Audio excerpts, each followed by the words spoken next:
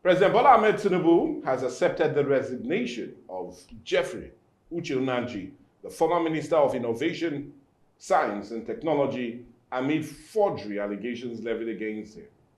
Nnaji was appointed by President Bola Ahmed Tinubu on August the 20th, 2023, tendered his resignation in a letter last week, Tuesday, expressing gratitude to the President for the opportunity to serve the country.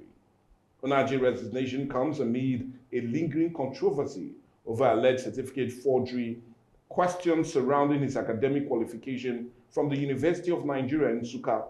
Nnaji and the Enugu state government had a bitter feud and exchange of words over allegation that he presented forged certificates.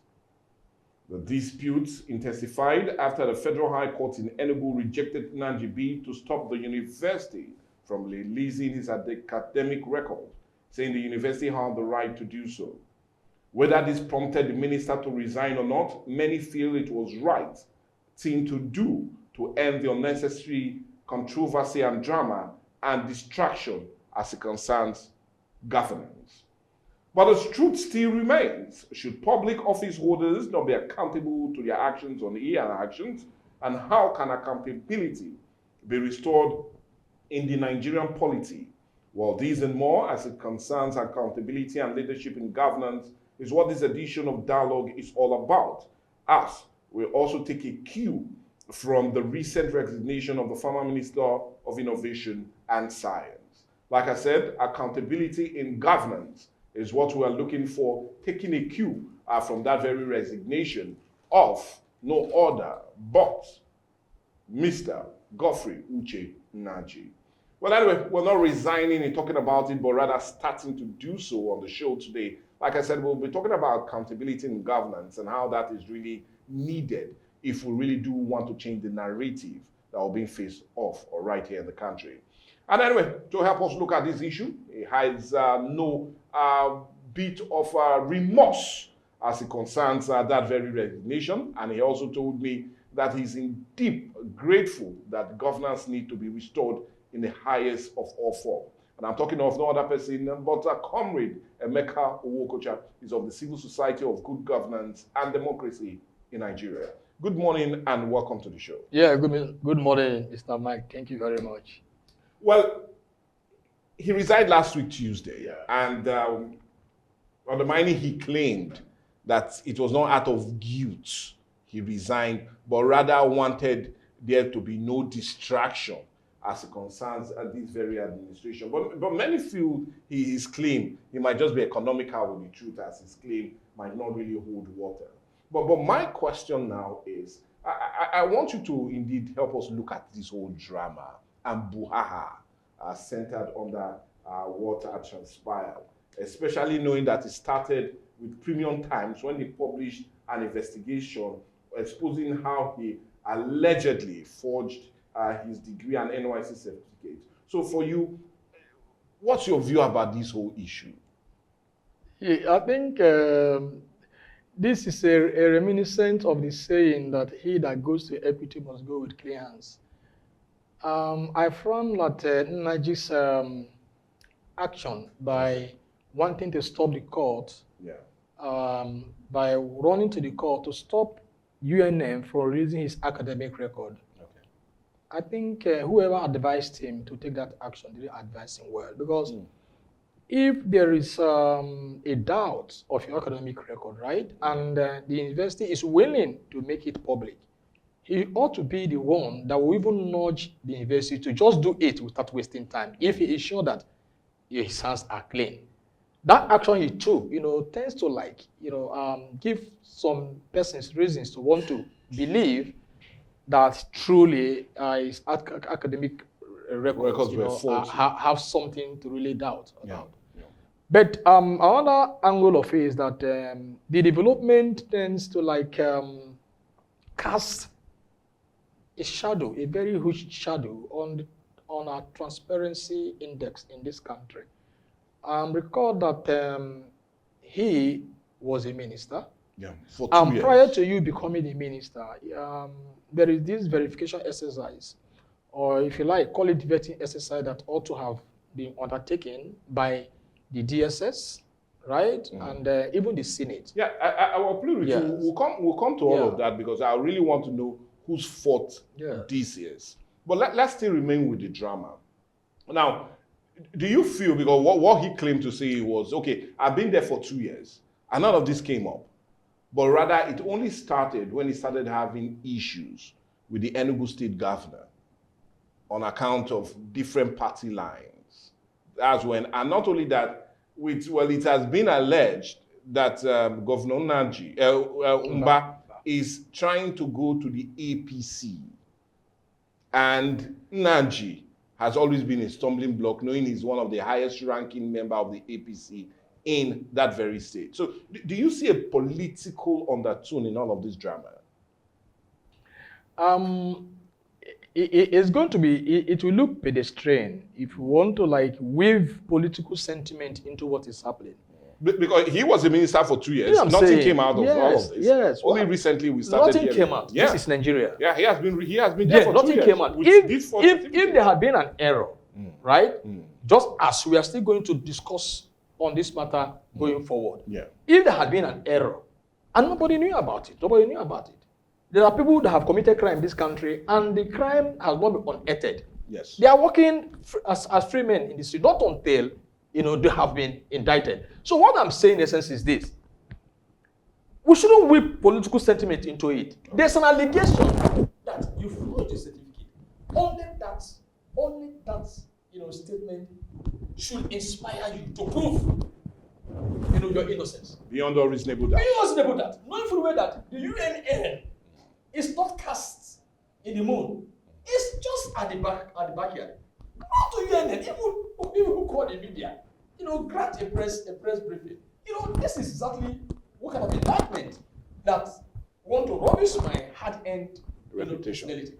Not to UNN, please do it fast and release it and let the people see what I have. Simple. This wouldn't have, caused any. It shouldn't have dragged us this far. If for me, if Nnaji is cocksure that his hands are clean, I don't think it would have taken us this far. He would have addressed the issue before now. It wouldn't take him a week to address. For me, that is my take. So do you feel it is really disheartening to actually see this happen? And we're having a minister that's been saddled with the responsibility of looking at our education, major education, innovation and science and technology, now being immersed in such unnecessary scandal. Yes, it tells you. You see, Nigeria is not a paradise state, mind you. Within the Committee of Nations, right? We are supposed, to up our art. Yeah. And we are supposed to deploy our activities as civilized persons, right? And this is a minister, a top-ranking. Okay, now I'll plead with you to hold on. We need to go on a break now. But when we come back, we'll continue our discussion because I also want you to help us understand what seems to be the issue, where the blame who should really take the fall on account of this very unnecessary drama. Let's go on a break and we'll come back and have more discussion. When the lights go out, who do you call? Ticado! Ticado Energy Solutions Limited, your plug for electrical power, surveillance system, and entertainment. From expert electrical installation to efficient eco-friendly solar inverter systems, no matter the size, Ticado delivers smart energy solutions designed for today and tomorrow. We also help you secure your space with our cutting-edge security and surveillance system. Enjoy crystal clear entertainment with our professional DSTV and cable TV installation. Visit Ticado today at Block F4, Suite 41 and 42, HFP East Line Plaza, Abraham Adesanya, Aja, Lagos. Or call 0906 902 5025 or 0815 176 6817. Explore our services at ticado.com.ng. Ticado Energy Solutions Limited. Power, protection, peace.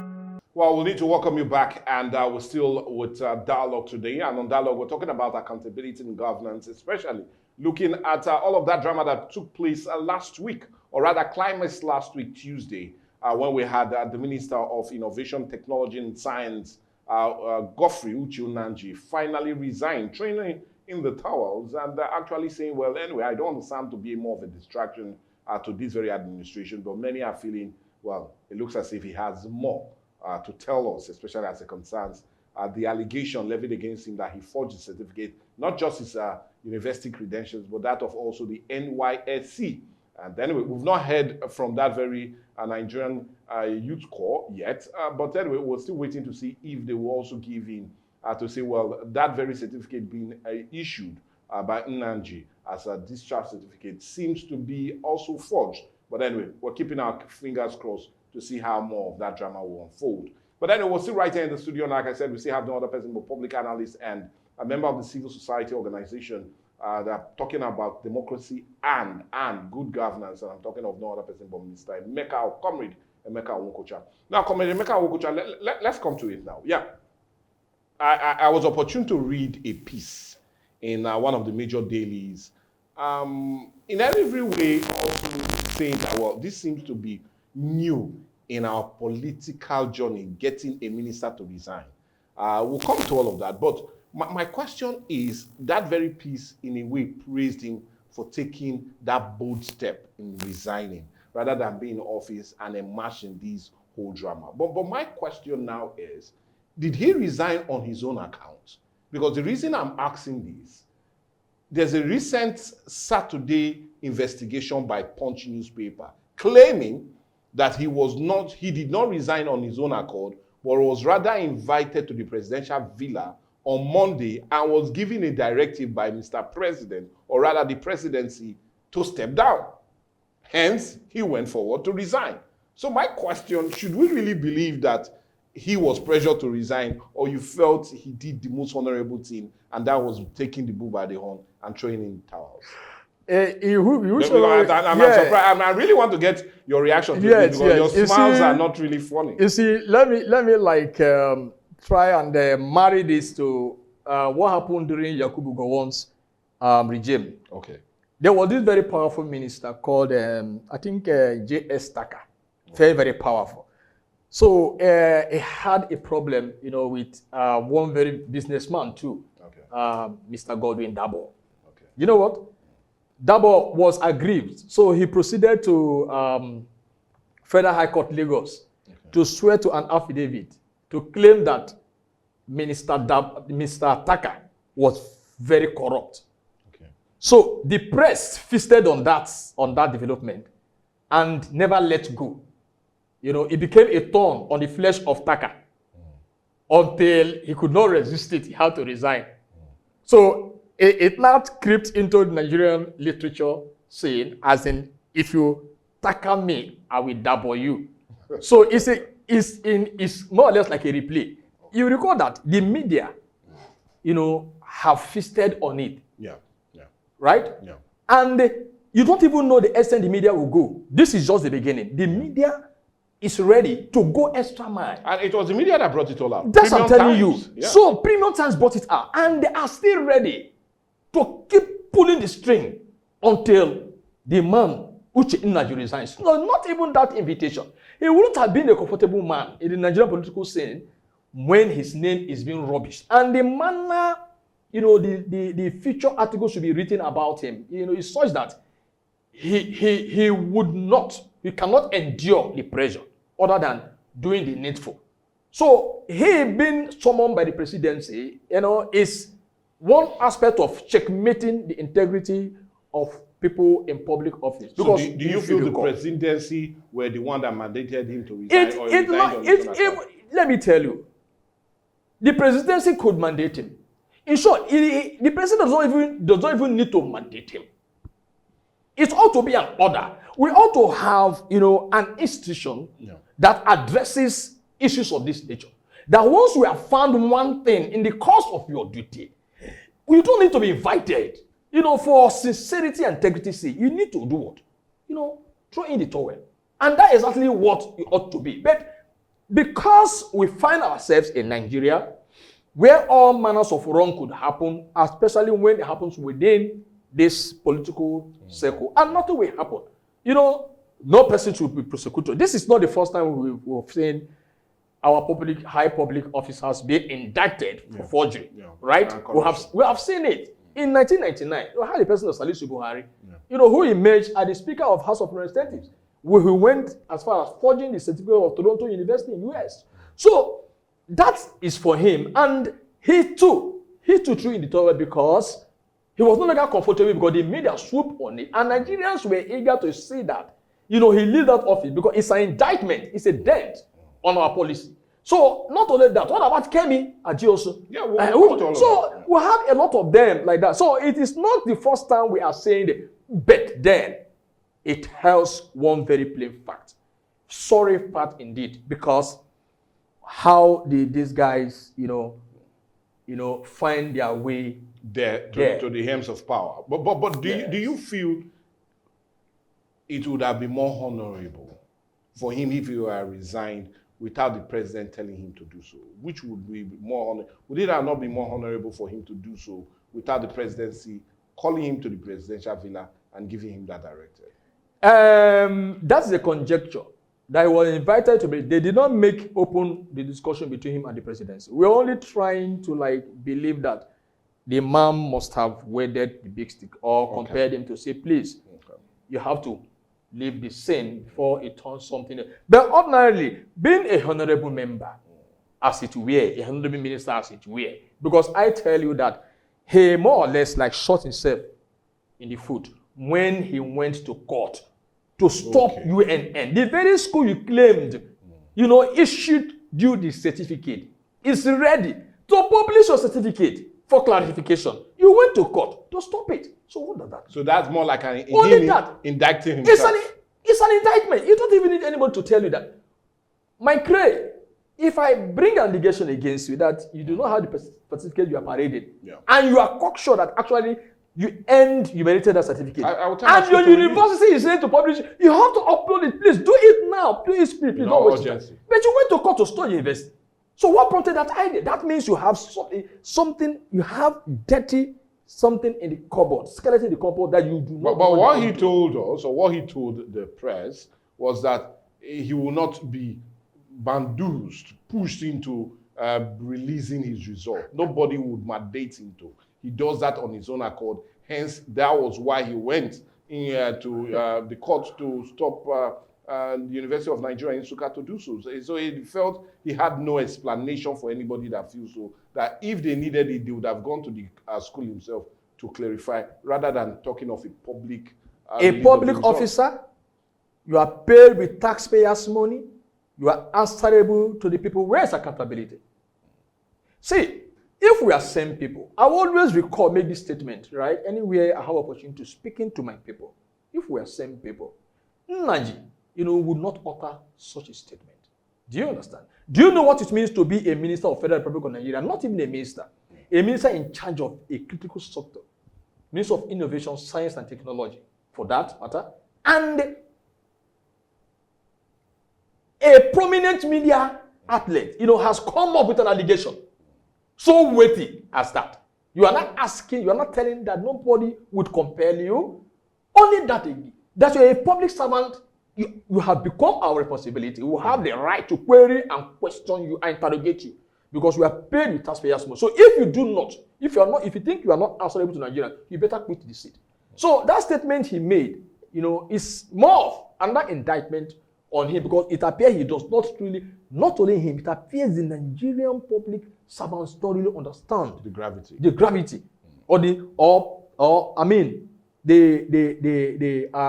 responsibility, that office the hold carry.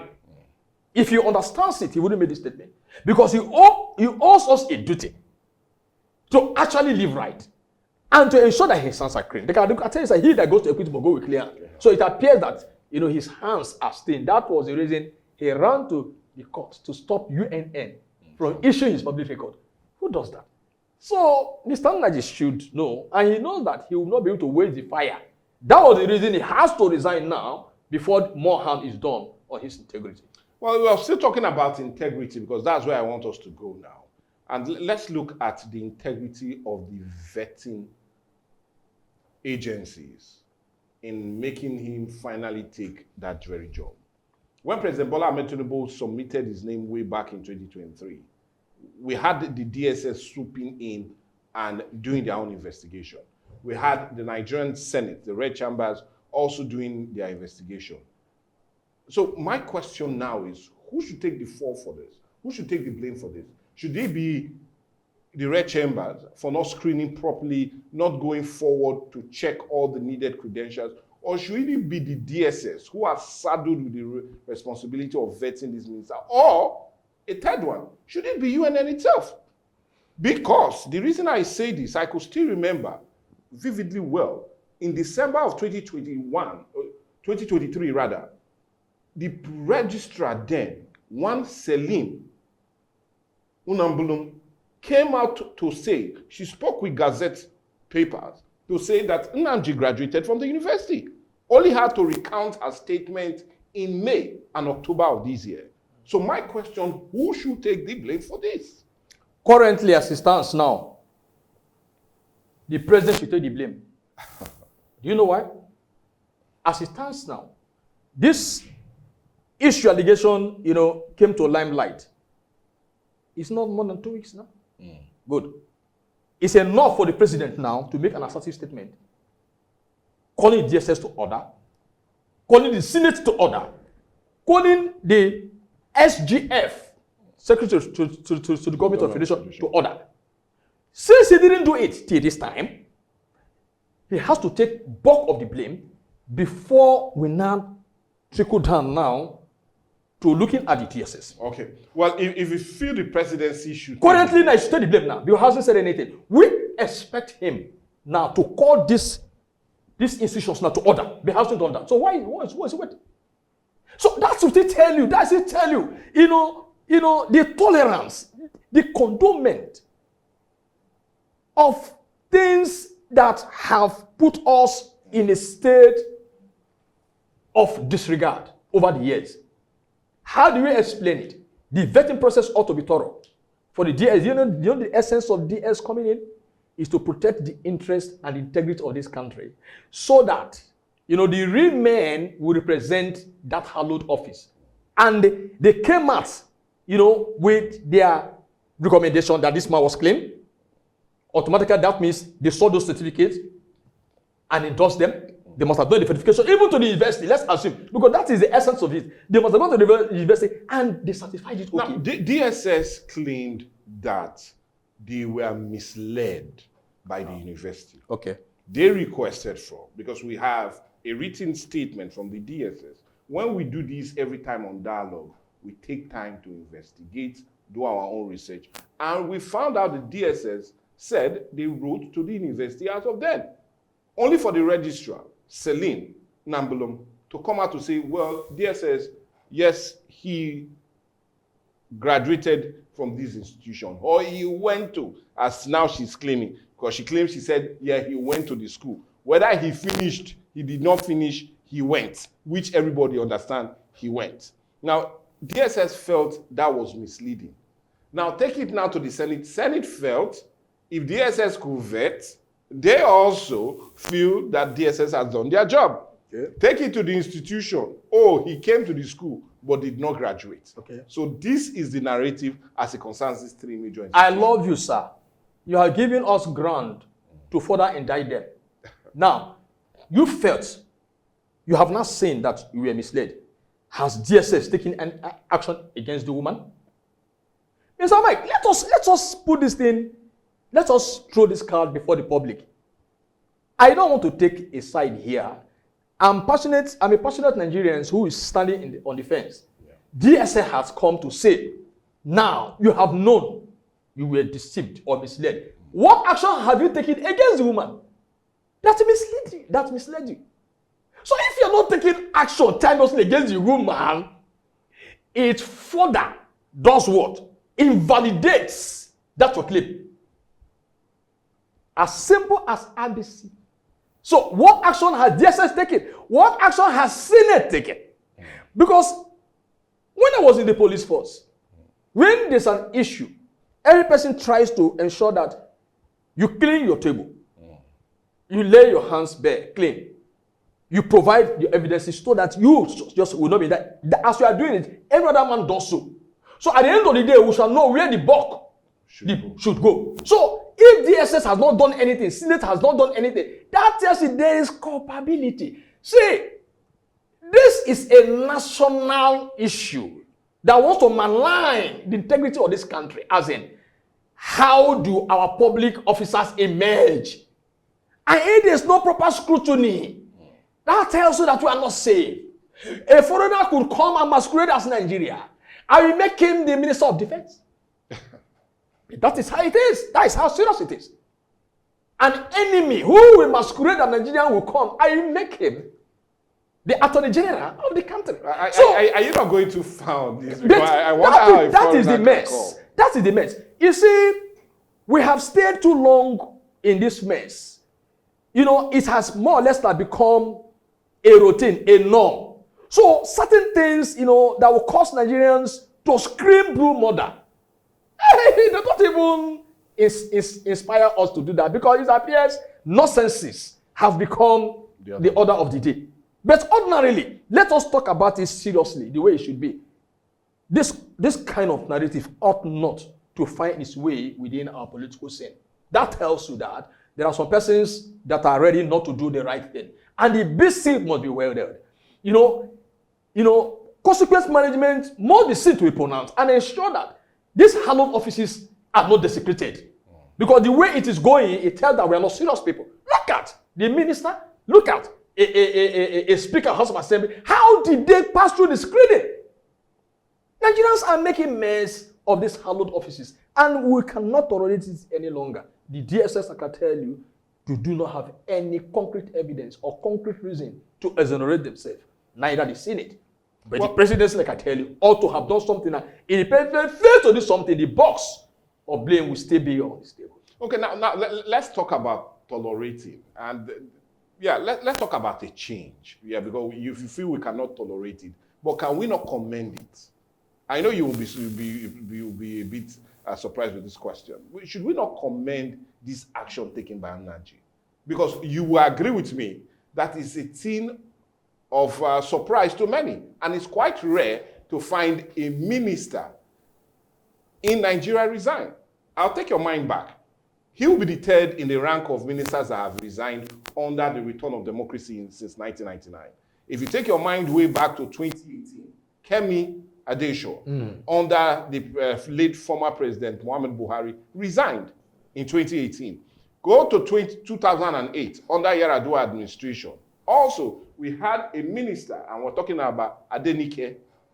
She also resigned. So should we, rather than scream to the high heavens, not commend this kind of action to see whether it will be a new norm among our political office holder? When there's an indictment, when there's a scandal, they should throw in the towel and indeed take a bow. If we are to commend Uche or any minister, you know, that finds himself or herself in this murky water, following which he or she resigns, that it should attract commendation for the public. That tells you that the public don't even know their onions. That tells. See, like I did tell you, there are normal things. You know, there are things we should not play with. You have erred, you have erred. No, our temple of justice, our leadership, you know, ought to be thorough. If Uche, you know, has the venom not to resign, it is incumbent on Nigerians, right, to pull him out of that place, because that office belongs to us. We gave it to you in trust. So once I have betrayed that trust, Nigerians will call for their office. It's a public office, for God's sake. It's not your father's. But should we not commend them to encourage them to resign? That will still tell you the mess that has become of our public sector. Like I tell you, these things are supposed to be done by default. You don't even need to incite the people by default. What I mean by default, you know, spontaneously. As soon as that error, you know, is discovered, automatically you leave the seat. We don't even need to wait or to beg you, or to encourage you to resign. So is this not a start to that very vision of seeing them go when they need to go? They ought to have gone when they err. They ought to have gone. It is like somebody committed an offense. Police came to arrest the person. You start applauding police that, thank God, police has come to arrest you. When it is their constitutional duty. There's nothing to applaud there. That is what it should be. If we are sane people and we place value, priority on good governance, these are things that happen, by default. You don't even to prod him to resign. Immediately, it is sane. He lived this. So do you feel our politicians are just so immersed in unnecessary scandals? Because that's where my next question will come. Let's look at it. Is it our politicians are so always immersed in scandals? Is it a way of life? Is it more like a part of the policy? Because the reason I ask this, we've seen countless scandals, like the MENA pension scandal, like the Stella Odua case, like even that of the immigration, Abamoro immigration scandal of 2015. So my question is, why is it that we're always finding Nigerian political class always immersed in one scandal on the other? Okay. It's a question. Unlike what we see in most developed countries, unlike what we see in other African countries, why is Nigeria so different? You see, governance is a serious business, right? Yes, it is. Okay. Once you want to trade it on political patronage. Yes. When political patronage, is giving more value than competence, than integrity. This is what you have, right? When you want to put somebody in public office, I think what we should be looking at is his competence, his integrity, his qualification, his patriotism,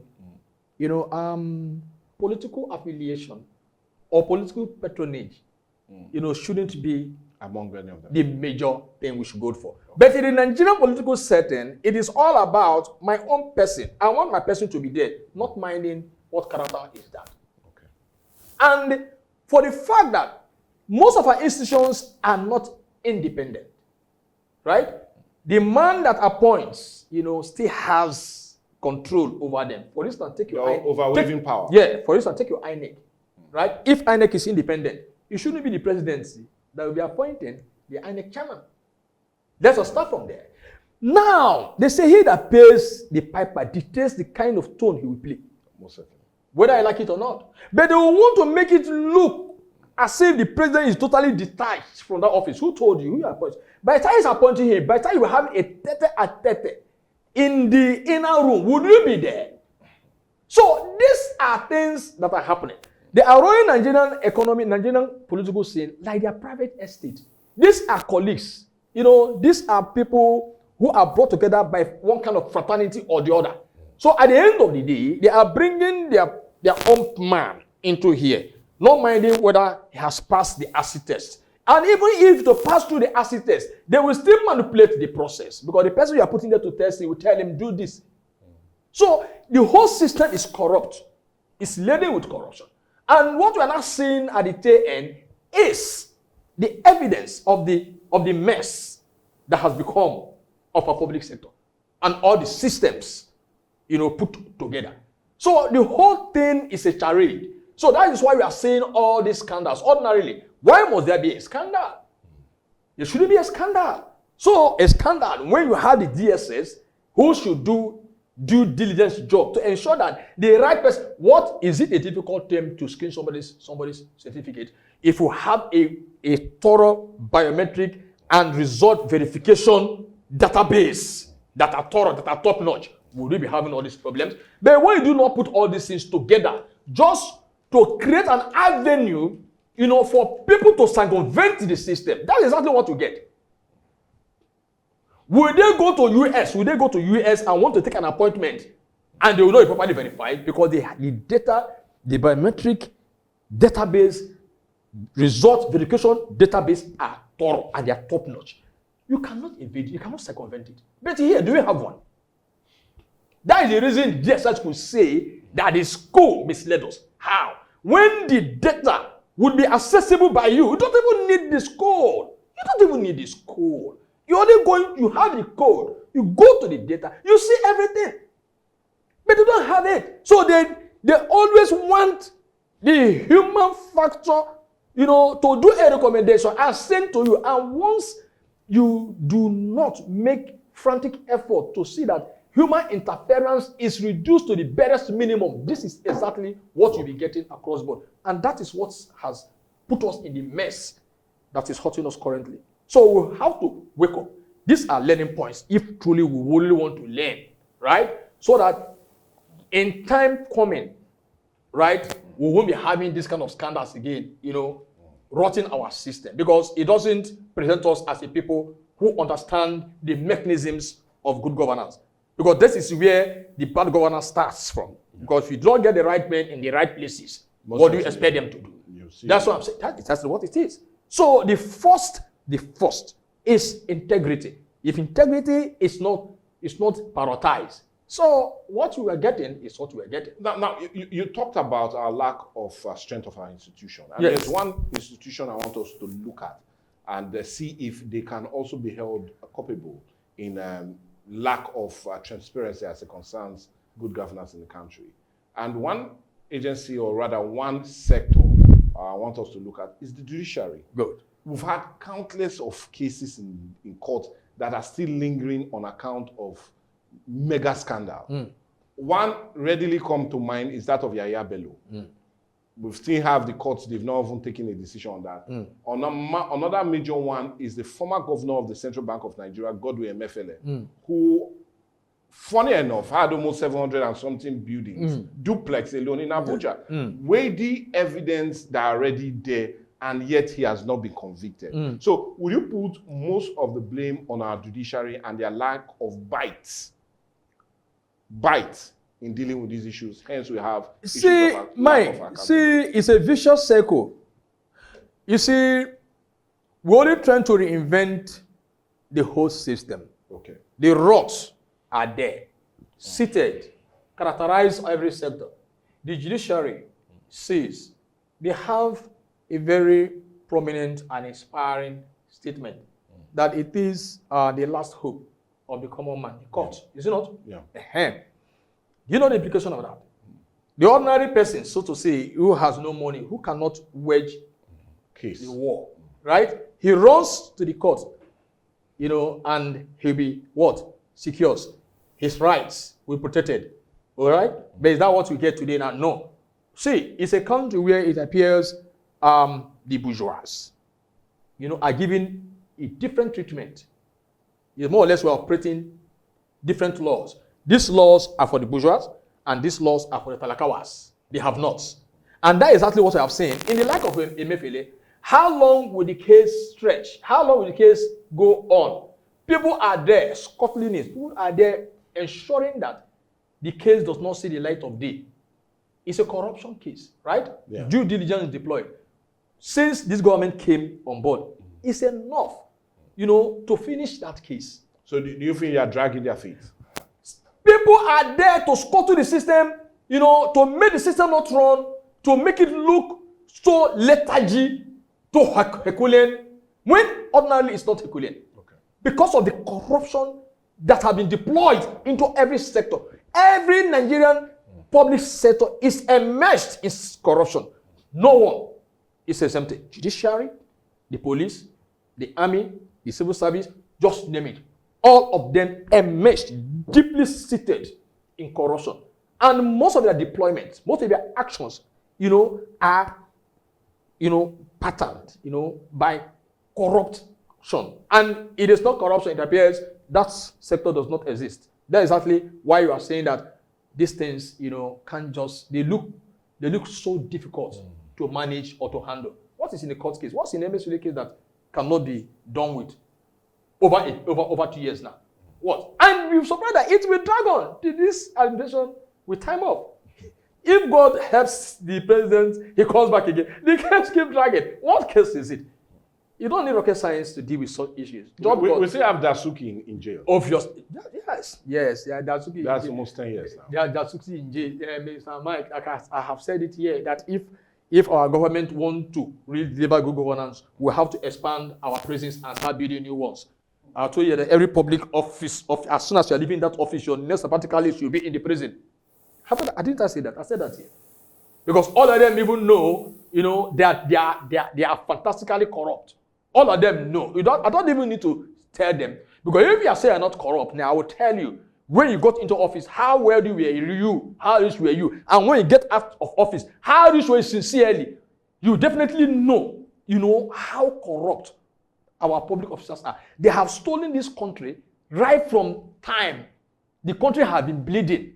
Till today, what is remaining, it was totally snuff life out of the country. That is what is remaining. And that is why you see that the country is now sitting on a life support. That is exactly what it is now. Aren't you seeing? The World Bank now has come up with their latest ratings now that 139 million Nigerians are poor. And they are even sympathetic enough. If the figure is more than that, if I want to go by the narrative, the narrative is on ground. What is 139? I will tell you 180 million Nigerians are poor. We're not talking about the 180 million Yes. Nigerians. We're talking about one Nigerian, Nnamdi, Yes. and looking at how really corrupt, or rather how much of a scandal that seems to be. Now, time is not a friend. We'll soon need to go. But before we do, let's come to what you feel will be the climax of this very issue, of this case. Do you see him undermining he has resigned? He seemed to be a bit apologetic in his utterance that he gave on account of the resignation on Tuesday. My question is, do you see him going to jail on account of this? Or do you see this fiddling off, weighing off as time passes, and maybe another major story will come and sweep this all off? What would be the best thing to do for you to help ensure that justice is being done as it concerns? Let me come in. He say, would I say him going to jail? Who will put him in jail? Didn't I tell you that Nigeria has different courts for different people and different personalities and offices? I told you here. But what if he's indicted? Who? He will be more indicted than Salusi Buhari. What kind of indictment again you would have seen in Salusi that which was proven? What kind of indictment again you would have seen in Kemi Adiosu? That the NYC, disowned her certificate she presented. What kind of indictment is more than that? Oh, is it when somebody kills somebody, culpable homicide, that is when he is due to go to jail? So, I told you, who will put him in jail? Who will put Nnaji in jail? Record me and mark the date. Who will put Nnaji in jail? Your president will put Nnaji in jail? House of Assembly members or Senate will put Nnaji in jail? They cannot put Nnaji in jail. The whole thing, they will all it will not turn into a rigmarole. In no time, time before you know it now, it will just pass away. It will fizzle out, like the morning wind. That is exactly how it's going to look like. They're only trying to showcase as if there's integrity, that Nigerian runs on the pedestal of integrity. Who's told you our institutions run on the pedestal of integrity? Nothing is going to happen on Nnamdi. Nothing is going to happen on Nnaji as it will. Just mark my word. It's not going to jail. Which jail? Which court? Which judiciary will prosecute Nnaji? A high-ranking Nigerian. Let me define his office. A high-profile Nigerian public office. Who is a scarecrow? A demigod. Nobody will put him in jail now. Mr. Mark, are you not living in this country? If it happens in South Africa, I could tell you. Yeah, we had Jacob Zuma going to jail. I did mention something. I could tell you could go to jail if it happened in. But we had the former governor of Plateau State, Joshua Dare, going to jail. We had the former governor of Taraba State, Jolly Inyame, going to jail. So why would this be different? Sir, was it Jolly Inyame or Dare? Where is he? Is he still in jail? Well, he was giving clemency. Over what? Because they cited ill health. How many poor Nigerians are sick in the prisons there? Who should be granted clemency? A man that stole us dry to stupor, and he's living on his wealth, stupendously rich, stolen wealth, and you're granting clemency? For an offense he committed, he sent millions of Nigerians to death, early death. And you sent him to jail by error, and you granted him clemency. How many Nigerians are languishing in jail? They are sick, dying. Why don't you grant them clemency? Say, Mr. Mike, I've told you, who is going to put in Nigeria in jail? Unless when you become the, how do you call it?